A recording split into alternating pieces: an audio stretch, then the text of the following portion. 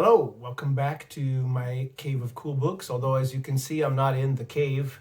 I'm in my office, or I should say, probably more accurately, my wife's office. That is her choice of poster decor in the back. She has good taste, obviously. She's a fan of Lee Van Cleef and Clint Eastwood. Also have a poster that you can't see over here of The Magnificent Seven. It's a couple of my favorite Westerns that she also happens to enjoy. Anyway, I thought I would use this room for a little difference, little shake it up a little bit.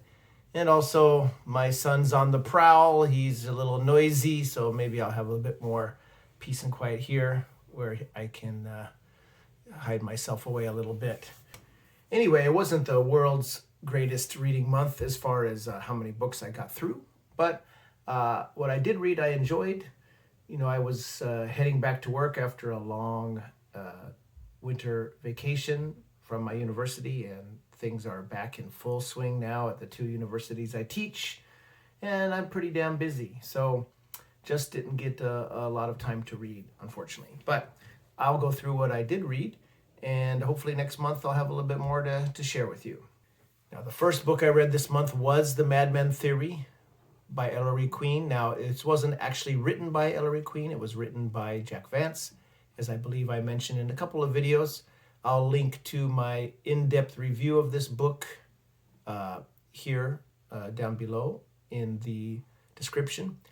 Basically, this was a very enjoyable police procedural set in California. Fresno Sheriff's Department Inspector Omar Collins is called to the scene when pharmaceutical magnate Earl Genneman is shot to death, shot in the face by a shotgun blast as he is coming out of a trail. He was up hiking on a five-day hike with four of his associates who all worked for him or had previously worked for him, one of whom was his best friend and former colleague, his prize top salesman, who was also at least previously engaged to Genneman's stepdaughter, his brother-in-law, and also the manager of one of his company plants. And they were all doing this hike and seemingly having a good time, and then all of a sudden Genneman is blown away. Now, Omar Collins, recently married, newlywed, doesn't have much time to spend with his wife. His new wife, he's out trying to catch the killer, and which he does eventually. But two more bodies hit the floor before he's able to come up with a crafty plan to nab a particularly ruthless killer. Anyway, this was a well-written police procedural. Nothing, groundbreaking or anything, but Vance is a smooth writer. Omar Collins is a fun detective to follow. Here, this is a one-off. This was the third of a series of one-off detective novels that Vance wrote under the house name Ellery Queen, and I enjoyed it. So for more details on the book, please check out my other video. Next, I read Three-Bladed Doom by Robert E. Howard. Now, this is a Francis Xavier Gordon, a.k.a. El Borak novel. This is the only El Borak novel. And somehow, miraculously or crazily or unbelievably, this was never published during Howard's lifetime, his very short lifetime. But that's a shocker in a way, because this is a kick-ass, action-packed, rip-snorting adventure yarn, historical adventure yarn, written by the absolute pulp master. I mean, Robert E. Howard is on firecracking form in this one, just doing a great job. Now, El Borak is the nickname given to Francis Xavier Gordon, Howard's kind of former cowboy turned adventurer in the Middle East and India. El Borak means the swift, which he certainly is. Gordon is swift in thought and swift in deed. He's a complete badass with a sword. He's earned respect and has a fearsome reputation. Now, I like pretty much all of Robert E. Howard's great heroes that he created. Of course, Conan, Cole, Solomon Kane, probably one of my favorites for sure. Cormac art, his Irish Viking hero is great. Breckenridge Elkins, the big tough galoot in his comical western stories. I like all of those characters very well, but Gordon might indeed be my favorite. He is just such a cool character. Very steely, very resourceful, always his mind always working without even trying. He just commands respect from all the people that he encounters, whether enemy or friend, comrade. Now, in the very first chapter, the first 13-page chapter of this novel has more action and incident and intrigue crammed into it than any other dozen adventure novels you could name. It's just fantastic, and that pace never flags throughout the whole book, really. And the ending is just unbelievable. Just full-on onslaught, war, battle stuff going on. The plot of this one is basically involve, of course, the titular three-bladed doom. There seems to be a guild of assassins that was once in power and had seemingly been wiped out, but now they're back in action. Various of their assassin emissaries are taking out different sheiks and leaders around the Middle East. And Gordon, who doesn't always get along with the British rule there, but does his best to maintain peace between different tribes and sects and groups in the region, and is friends with many of their chieftains and sultans and etc. He tries to get to the bottom of what is going on here, and he finds that there's a stronghold up in this haunted seemingly demon-infested, djinn-infested remote mountain range.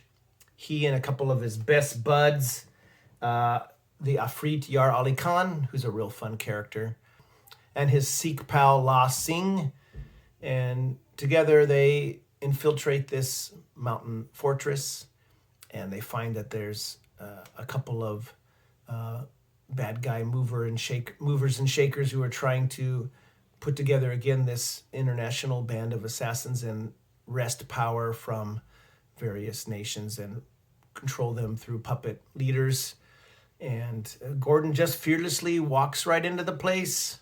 He sends his buddies off to get some other errands, including to pull in some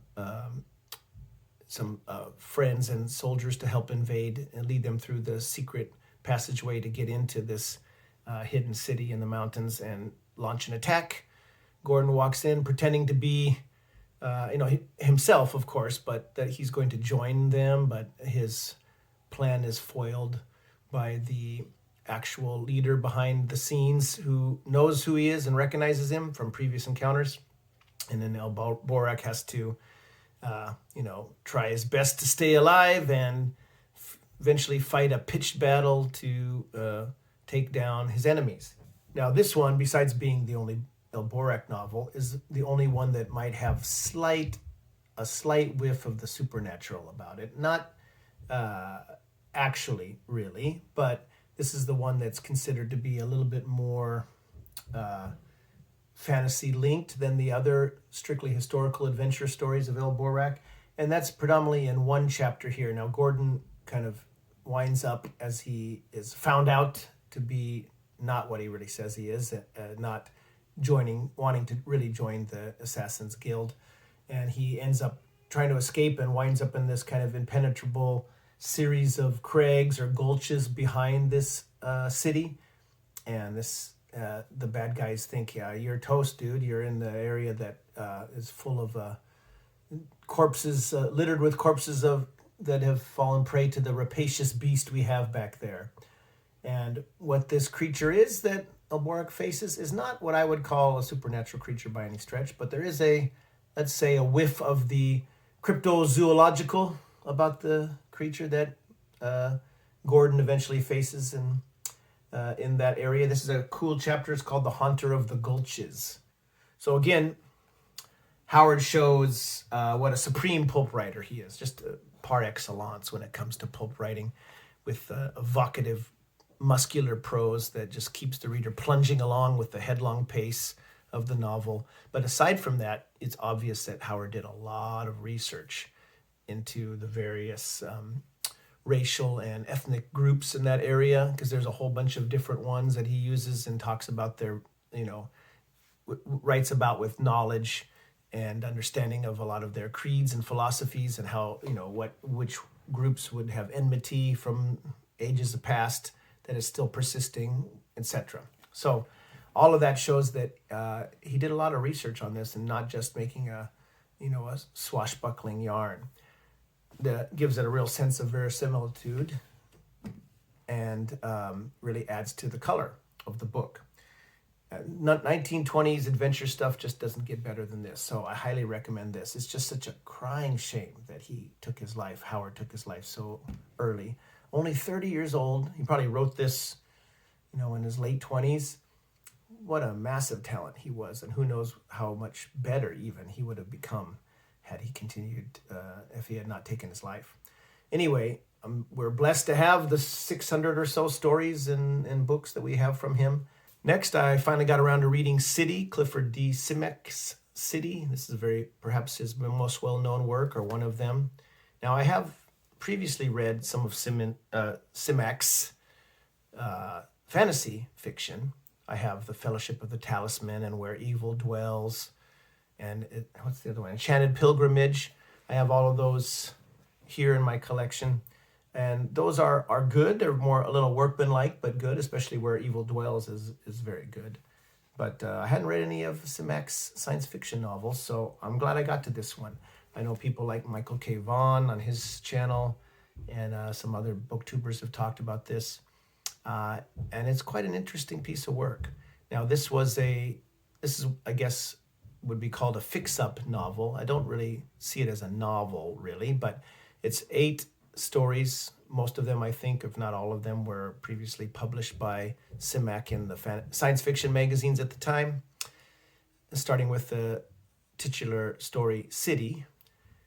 Even though the title City it's the book's title, it's not really an accurate depiction, because a lot of it is more pastoral, more set in the kind of more rural settings, I think. But it does begin discussing the concept of cities and how that might change in the future. This is a really interesting and very philosophical, thoughtful book with a slightly melancholy tone here and there about essentially the ending of human civilization, how first humans move away from the cities to the countryside. The technology changes, they're able to travel back to the city if they have to by airplane, etc. And then eventually some humans start to mutate and separate out from the species, and then eventually humans all head out to the stars.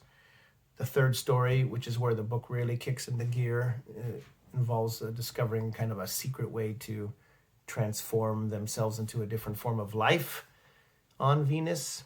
So tons of interesting science fiction concepts are explored here. The uplift of not only humanity's future, far future, and how they change this into different modes of living, basically, while there's still a few human remnants left on Earth, and how it follows the various descendants of a family, the Websters, and how one of them eventually works to uplift dogs, the regular household dogs, and eventually the dogs inherit the earth along with some robots that are left behind, and robots that eventually assist the dogs, since the dogs have no hands to do certain things. And even some at the last story, some highly intelligent ants are coming into being, and there's alternate parallel worlds with crossing over, and there's a robot manservant of the Webster family named Jenkins, who becomes increasingly important as the book goes on.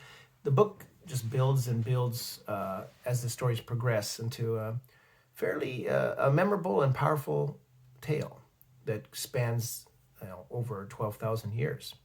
Let me read you a little bit of the inside blurb here to kind of give the context, and I'll have I'll try to show it up on the screen as well, like right here. We got the little blurb there. The back blurb is okay, but this I think is more accurate for the book. Here is an utterly enthralling science fiction novel that spans 10,000 years of future adventure, human hopes, and superhuman achievements. The story of one family, the Websters, and also of the Webster dogs and robots. It is narrated in the form of 8 long sequences, each showing a further and more wonderful development. And I'd say that's very accurate. Humanity moves from the culture of the super city of the near future to the sprawling spaces of a robot-run society, and finally finds its golden age on the mighty planet Jupiter, leaving the Earth as the heritage of man's best friends. A novel which won by acclaim the International Fantasy Award when first published. It has become a classic of science fiction, much sought after by readers. Now, typical hyperbole, but I think it's deserved. This was published in a in novel form in 1952. This is an ace book, by the way, with the kind of interesting cover. It's I'm not quite sure what to make of the cover, but it's got some dog in there, and you got the Webster house, which figures predominantly in the plot, and of course robot action in there, and some ants crawling along the top. So it's an interesting piece of art. Now, again, I hesitate to call it a novel. It really does read like a story collection. The one kind of I wouldn't say problem, it's a small thing, but to kind of stitch this into its fix-up form, Simak starts with a certain kind of foreword and has lots of interstitial introductions to each story, pretending to be from a scholarly, advanced, far in the future dog, ruminating about the origin of these tales, these myths that they've passed down from dog generation to dog generation, and were humans really alive? Were they just some kind of narrative construct? It's all interesting and gently amusing, but I think the book could have done fine without them. They just seem kind of unnecessary to me. I think just having the 8 stories together would have been fine. But again, it's the 8 stories are the meat, and that stuff in between from the various dog philosophers discussing the truth or fictional background of these stories is, again, interesting but unnecessary. Overall, though, this was a really great read. I'm really glad I read it. Simak is an excellent writer. There's some very nice, beautifully written passages about, ruminations on the, what is man and man's effect on the world, and the world, how the dog society builds itself up as a society without killing, and they come up with a way to feed themselves and other wild animals without killing, and trying to wrest that animal nature out of more wild animals. There's all sorts of topics that are discussed here, and it's a very fascinating read. Definitely recommend that one. This is 2 for the Gallows. This is a Bantam edition of Ellery and Streak Western series. Now, I've read quite a bit about Ellery and Streak series. Now, this actually is the Ellery and Stretch series. Now, the writer that's credited here is Marshall McCoy. Sometimes he wrote under Marshall Grover. The actual writer's name, I found out thanks to internet research several years ago, is Leonard B. Meares is his name. He was an Australian writer, highly prolific, and I don't believe from what I've read, he's ever set foot in America, but he must have done his research, because he can write a cowboy yarn as good as anyone that I've seen. Now, these books are quite thin, and he wrote reportedly, over 400 of these Ellery and Stretch or Ellery and Streak novels. Now, Bantam published in the late 60s, I believe this is from 1969. They published 17 of these Westerns, but for some odd reason, they changed the heroes' names. The heroes are the 2 Texas Hellions, 2 kind of roguish but very honorable and tough as nails hombres, both from Texas. Larry, in the original versions, Larry Valentine and Streak Emerson. For these Bantam editions, their names were changed for no clear reason that I can tell, to Larry Vance instead of Larry Valentine, and Streak Everett instead of Stretch Emerson. Now, Streak is the tall one. I mean, Larry is also tall, about 6'1". Streak is supposed to be about 6'4" or 5", and he amusingly calls his buddy Larry Runt all the time. Hey, Runt, what about this, Runt? Which Larry is by no means a runt, but Streak is, down for action anytime. But he kind of gives the lead to Larry, because Larry's the brains of the pair for sure. It's not that Streak isn't smart in his own way, but it's Larry who's the planner, the endlessly resourceful guy who gets them out of the scrapes that they always wind up in. Now, these two Texas hellions are just kind of wandering cowpokes that somehow just always fall in adventures, and the writer, Leonard B. Meares, is just endlessly inventive and coming up with new and original wrinkles in the traditional Western plots. Now, this one is a lot of fun also, and it's one of the longer ones. A couple others that I have were only around 100, 101 pages. I think one's even 99 pages. This one's 121 pages, so usually Meares would write 35,000 to 40,000 word novels, and these don't have any great Western covers like a lot of the Bantam Louis L'Amour ones do, but it's a cool, distinctive cover in its own way, and it's kind of echoed in a black and white form on the back. And I'll just read the caption on the back of the blurb on the back of this one. 2 dead ringers for Larry and Streak pull a robbery, kill an unarmed man, and then lead the bloodlusting posse right to the peaceful camp of the leather-tough Texans. And that's Larry and Streak, of course. Breaking out of the blackest-looking calaboose of their career, the Lone Star Tornadoes prove to a whole town that you can't hang a man for the spots on his bandana. This is a super fun series, and there were only 17, I think, that Bantam put out of this series. Now, Meares also wrote a lot of other non-series Westerns, and he also wrote, and perhaps more serious, these ones have a nice streak of humor in them, no pun intended, and he also wrote a little more serious series, the Nevada Jim series. I believe that's the Bantam name. I think it was Nevada John or Big Jim or something in the original version. And so 17 each of these, and the Nevada Jim covers are a little more traditional Western covers, but I haven't been able to find any of those in the wild. These are really quite hard to find in the wild, frankly. I don't know why, at least in my Pacific Northwest area when I go book shopping. Once again, to mention the late lamented ABC Books that I used to pick up all sorts of cool things in. That's where I got this and the other two in this series, which I'll put the covers up here. But that you can see, I believe Hot Sky Over Paraiso is one.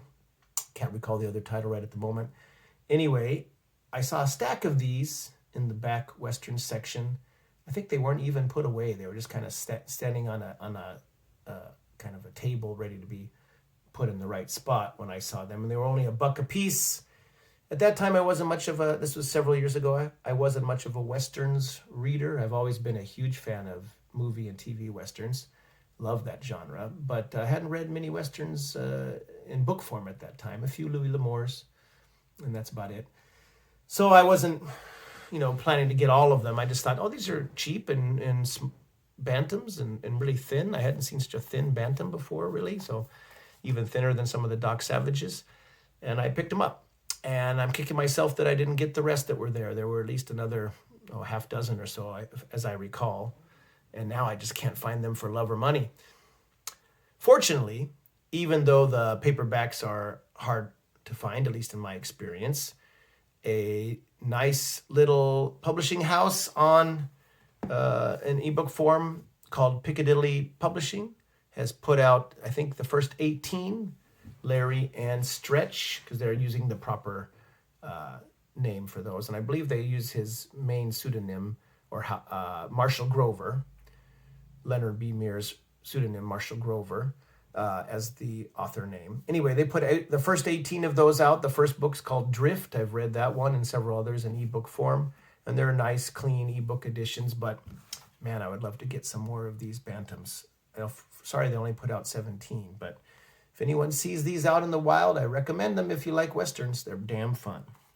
And basically, like I read on the back, the plot is just that an old enemy, well, not, I hesitate to say old, they don't really even know who he is, Larry and Streak, but this guy who holds a grudge against the two Texans, the Texan Lone Star Hellions here, Larry and Streak, wants to get revenge on them, so he and a partner who look vaguely like Larry and Streak, they put bandanas on, they go in, they rob the local saloon's safe of $3,500, and they kill a man on the way out, so that it makes it a hanging offense, and that means Streak and Larry will have to hang, most likely.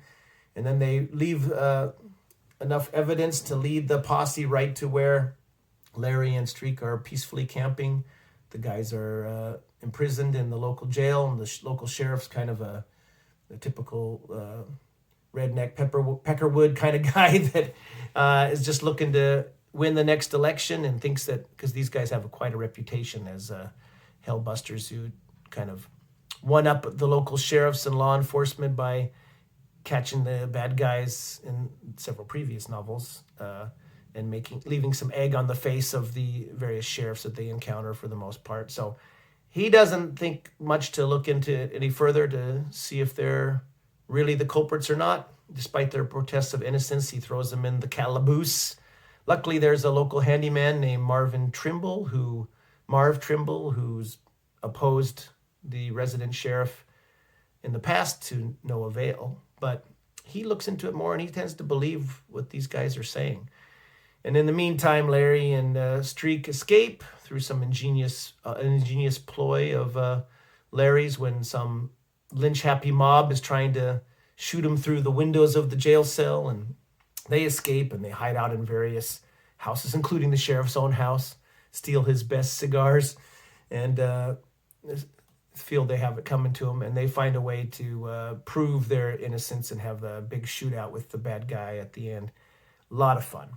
And Meares is a terrific writer. He always includes some eccentric or lively or interesting supporting characters for each of the books, and their plots are all nicely varied. It's a series I highly recommend, and like I said, there's plenty of humor in it, so good stuff. And finally, the Chuck Welch's Flea Run, the Doc Savage fan group that's on Facebook, is doing their monthly book club this year, and the Doc Savage novel this time that was up for discussion was World's Fair Goblin. Now again, the Bantam numbering system is not doesn't jibe with the pulp release schedule. This was actually the 74th Doc Savage novel, published in April 1939, thus the World's Fair connection. 1939 was the year that the World's Fair was held in New York to great acclaim. This says number 39 on the cover, but it's got another great bomba cover there with a strange creature in the back, which is the Goblin of the title. Now, this novel wasn't written by series creator and chief writer Lester Dent, who always writes the best of the Doc Savage books. But this was written by another of the ghostwriters who occasionally put one of these out, and this was written by William G. Bogart. Now, he does a pretty good job. He's a good, decent writer, writes pretty smoothly. Nothing wrong there.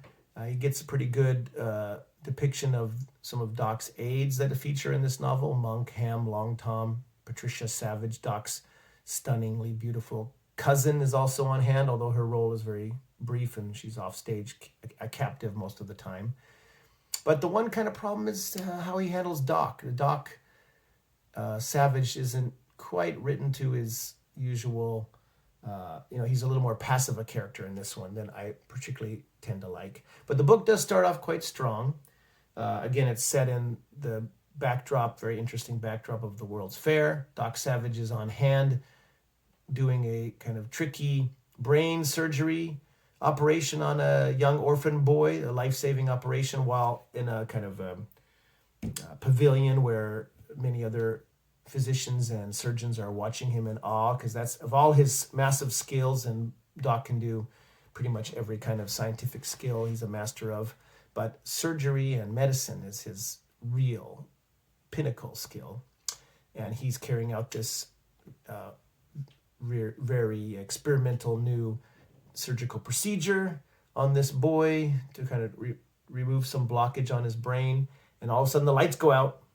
Now, luckily Doc was ready. There's a flashlight on hand, and he commands the nurse to hold the flashlight steady and calmly finishes the operation successfully. And then he goes to investigate what caused the power outage, and what it is this goblin thing running around ends up kidnapping one of his aides, Long Tom, who's also on hand.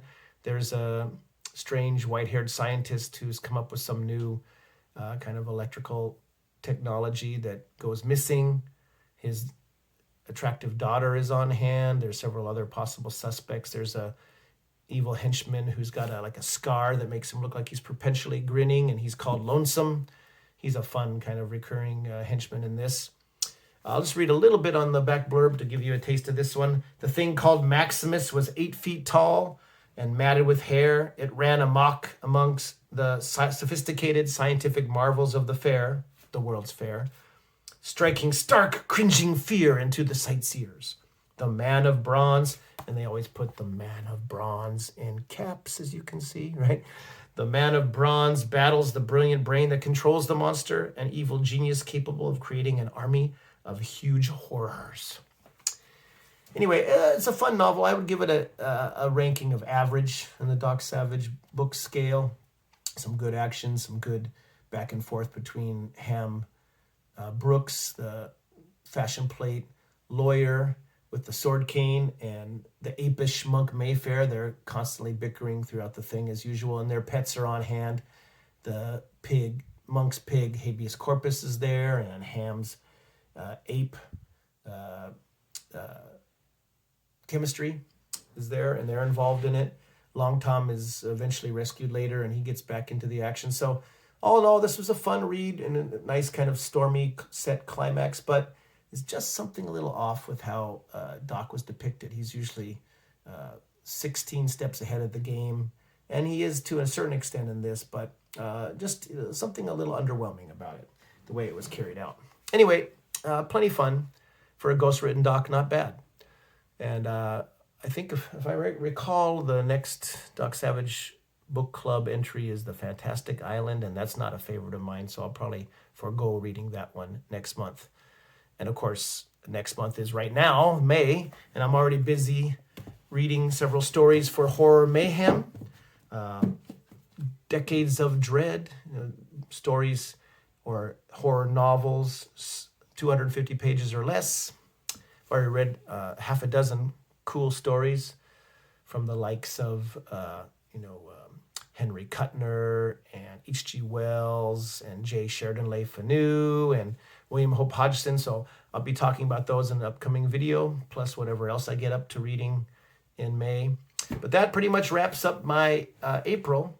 Like I said, not a huge reading month, just, 5 books. But, I enjoyed what I read for the most part, and I'm happy to share it with you. I hope you enjoyed that run through, and we'll see you in the next video. So until then, take care and enjoy whatever you're reading.